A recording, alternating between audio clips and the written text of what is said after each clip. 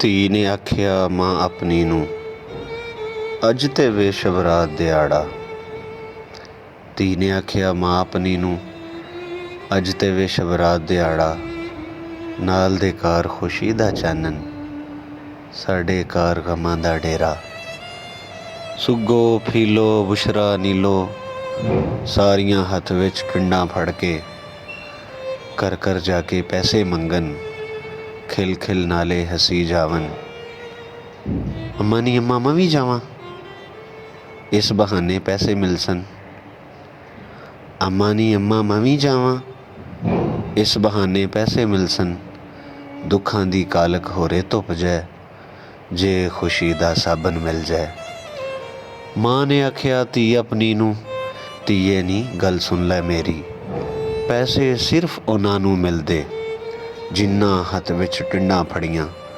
ਤੂੰ ਤਿਵੇਂ ਮਜ਼ਦੂਰ ਦੀ ਬੇਟੀ, ਚੁੱਪ ਚਪੀਤੇ ਘਰ ਹੀ ਬਹਿ ਤੂੰ। ਚਮਕੀਲੇ ਬਖਤ ਅਮੀਰਾਂ ਮੱਲੇ, ਸਾਡੇ ਬਖਤ 'ਚ ਕੁੱਪ ਹਨੇਰਾ। ਨਾਲ ਦੇ ਘਰ ਖੁਸ਼ੀ ਦਾ ਚਾਨਣ, ਸਾਡੇ ਘਰ ਗਮਾਂ ਦਾ ਡੇਰਾ।